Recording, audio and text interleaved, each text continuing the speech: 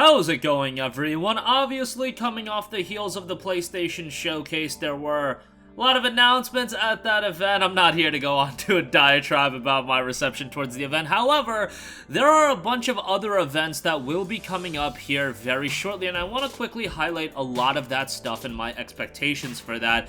Obviously, top of it all is Summer Game Fest. That'll be happening June 8th, 3 p.m. Eastern Time, noon Pacific, and it is scheduled to run for about 2 hours. Now, this is going to be a big event. I know Summer Game Fest sometimes doesn't have the greatest reception in the world, but in 2021 we did get Elden Ring, and you know, that was a big reveal. I remember that year they did the whole trick of they showcased a lot of smaller like indie titles before showcasing Elden Ring, which I just think wasn't a good move. I get the idea and you know, good intentions with you know, promoting a lot of those lower key releases, but I just think you gotta keep things flowing and people are there to watch the big games, and we knew Elden Ring was gonna be a big title going in that I think it just upset a lot of people watching it. Nonetheless, it's gonna be a big event, and we already know a bunch of the 2023 partners, so let's go through them right now. Activision, Amazon Games, Annapurna Interactive, Bandai Namco, Behavior, Capcom, CD Projekt Red, which we already know,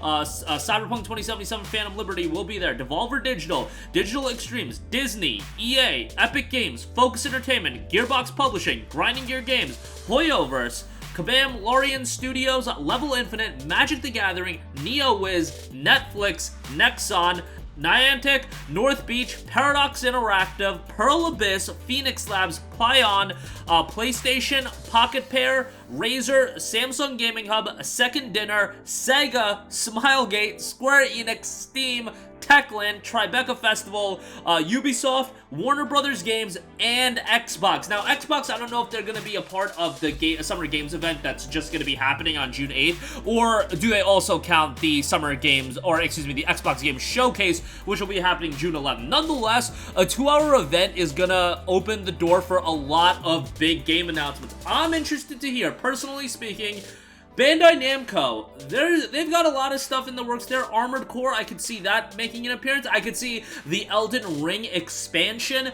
making a showcase just because, you know, to come full circle, Elden Ring 2021 got its gameplay reveal. Why not showcase some of the expansion here, and maybe that'll be ready for a release later in this year or sometime in early 2024. That's around the window I'm expecting the Elden Ring expansion to come out. On top of that, with Bandai Namco, I don't know if Summer Game Fest would be the best spot to announce it, but I feel like a new Tales of game has to be relatively far along at this point, or at the stage where it can be revealed, because Tales of Arise came out all the way back in late 2021.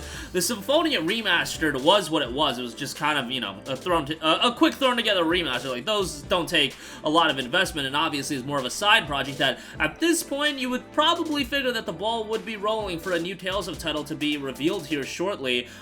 Yeah, it's almost been 2 years since Arise dropped, so now again would be around the time that you would reveal that game. Capcom, you know, Capcom can do no wrong at this point. They're announcing so many big things with everything going on with Resident Evil 4, Street Fighter 6 being incredibly well received, Dragon's Dogma 2, we already got the gameplay trailer. I don't think we need to see more of that at this point. Would love to see some new Mega Man related content after how well the Battle Network collections did. Be great to see that. CD Projekt Red, obviously, with Cyberpunk Phantom Liberty.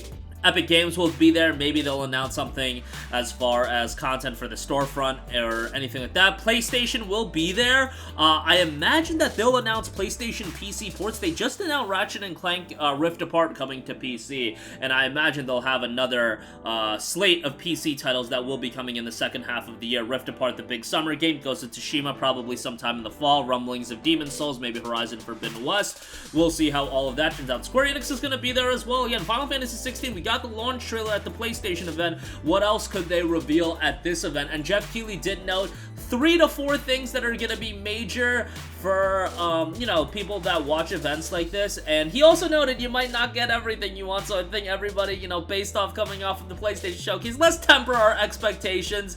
That's why I'm trying to go in with reasonable expectations, like, you know, an Elden Ring expansion trailer. I don't think that's crazy to expect. A new Tales of game, don't think that's crazy.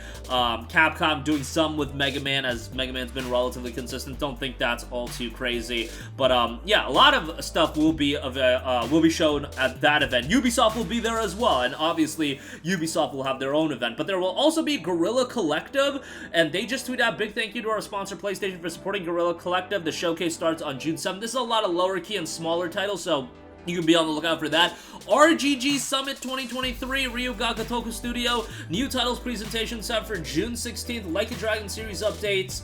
They just put out Like a Dragon Ishin, and then there will be a Bridge the Gap game in Like a Dragon Guided, the Man Who Erased His Name, and Like a Dragon 8. So, the Man Who Erased His Name, I believe that'll bridge the gap between Like a Dragon and Like a Dragon 8. So that's exciting. RGG, another studio that essentially can't do anything wrong at this point. Like, they've been so consistent, which they're doing a great job as well. Devolver Direct, The Return of Volvi, will be happening on June the 8th, so some Devolver titles, and then we do have Ubisoft Forward live from LA, which will be on June the 12th. And before I get to that, the Xbox Showcase, as I mentioned, June 11th, if the PlayStation Showcase is anything to go by, we'll probably see updates on a lot of a lot of third-party titles. Maybe third-party titles that'll also be coming to Game Pass, since that's usually what Microsoft likes to do with their events. They do showcase third-party stuff, but they'll also have a focus on titles that will be dropping day one on Game Pass. And if you look at Game Pass recently, I gotta say, those updates they've been looking kind of mediocre. Like, from Game Pass standards, you look at some of these updates in May and June. I just saw the June update, and Amnesia the Bunker is a really nice update, but man, given that you were getting Atomic Heart, Wolong Fallen Dynasty, the last few months has been a steep drop-off from that, so I think Microsoft is definitely gonna go on the incline as far as Game Pass, and unfortunately, Redfall was such a colossal disappointment that, you know, we're already forgetting about that. Starfield, of course, gonna be having its own Direct immediately following the Xbox Game Showcase, so that's great that it's gonna have its own dedicated event that'll also highlight that game, because hopefully that game turns out good, because Microsoft really needs a heavy hitter after, you know, just a barren wasteland of new releases outside of Hi-Fi Rush, which, again, it's a lower key title. It's not a big budget AAA game. You had titles like Pentiment and Grounded, but those are, again, low key titles that aren't going to appeal to a lot of people. Hi-Fi Rush, I think, did appeal to a lot of people, but Grounded and Pentiment, I just don't see those games resonating at a high level. But Starfield, absolutely going to be a juggernaut of a release, and they really need that game to be a home run, and I can't wait to check that out. You know, Bethesda open world games have always been titles I enjoy, so we'll see how that turns out. And then Ubisoft Forward live from LA. Assassin's Creed Mirage probably going to be one of the games they center around, probably the new crew. Ubisoft is a publisher that really needs to elevate their game, and they really need to get some excitement after, you know, churning out so many live service games, and a lot of them just being colossal failures. They need, you know, to get some excitement going. Mirage is going to be the AC title this year. You know, Assassin's Creed still got a bunch of other titles in the works right now, but, you know, it'll be interesting to see a new crew. Prince of Persia won't be there, so that's a disappointment. Beyond Good and Evil 2, you know, you can't even predict when it comes to games like that, so that's a little bit of a bummer as well. But Ubisoft Forward will be happening June 12th. But that'll do it for me. Again, a lot of game reveal showcases will be happening soon. Summer Game Fest is going to be the star attraction, and hopefully some consistent reveals from that. But you've also got Guerilla Collective, RGG Summit, Devolver Direct. The Xbox Game Showcase is probably going to have some stuff that'll interest you. Wholesome Direct, by the way, indie games that demonstrate the incredible range of theme styles and perspectives that games have to offer, and Ubisoft Forward, that'll be on June 12th. That's going to do it for me. Sound off with all of your thoughts in the comment section down below. Thank you for watching, and goodbye. Hey guys, we hope you enjoyed the video, and if you did, make sure to hit the subscribe button, and if you're already subscribed, do us a favor and hit the bell icon. This way you'll be notified whenever we post a new video. That's the best way to keep up with all of our uploads, and we usually try to upload 2 videos a day. And with the bell icon hit, you'll be notified whenever we do upload a video. As always, thanks for watching.